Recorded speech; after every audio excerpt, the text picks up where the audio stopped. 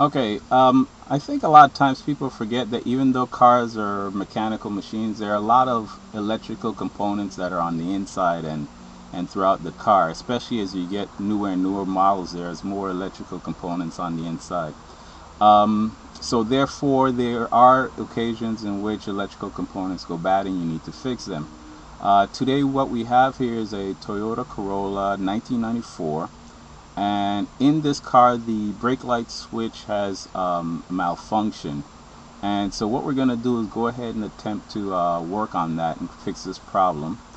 First thing I'm going to do is show you the brake light switch on, and then we'll go ahead and get into the car and remove the old brake light switch and put the new one in. As you can see, the brake lights remain on even though the brakes pedal is not being pressed.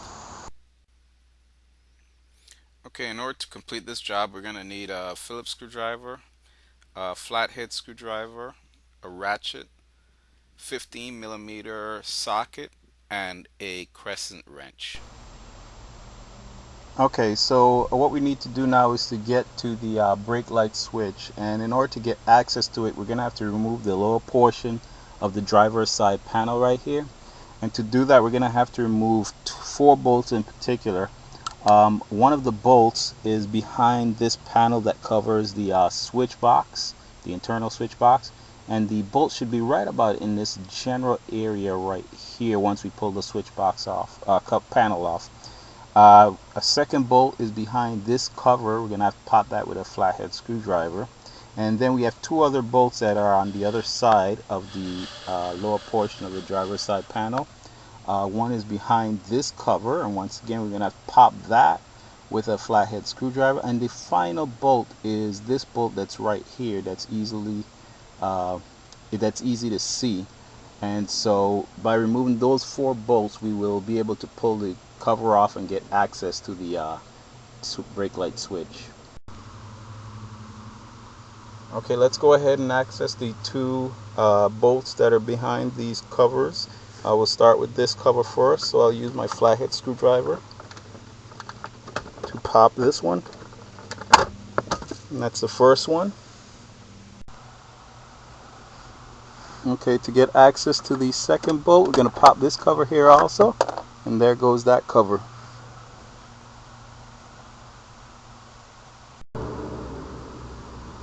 Okay, let's remove another cover here. This would be the panel for the switch box that's down here next to the driver's side. And now we're ready to remove all four bolts. And what I'm going to use to remove the four bolts is I'm going to use a ratchet here in order to remove the four bolts. Okay, once you pop the panel, you're going to have to figure out which one of the wires in here are the wires that connect the brake light switch. And that isn't exactly easy to do unless you have the replacement switch already. By feeling around inside of the compartment in here, you should be able to feel the brake light switch in there. It should feel pretty similar to the same feeling you should get when you touch this replacement brake light switch. And so based off of that, I was able to determine that this is the connector here that is holding the brake light, or that is connecting the brake light switch to the rest of the car. So what I'm going to do is go ahead and disconnect that before accessing the brake light switch. Okay, in order to get a little bit better access to the brake light switch, what I'm going to do is remove this duct right here. What this duct does is just take the air from the AC over to the driver's side vent here. So that should be easy enough to remove. There is just one Phillips screw here that needs to be removed first. Okay, to get better access to the brake light switch, which happens to be in here connected to this cable right here, what I'm going to do is remove this spring here first, and it should be pretty easy to remove. And I'm just going to leave it hanging in the back there. And from there, then what I want to do is remove this cable from the back of the brake light switch. And there should be a snap connection in there that allows me to do that.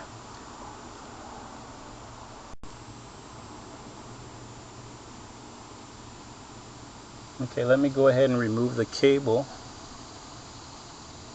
You just reach at the back of the brake light switch and snap the connector, and it should come right out.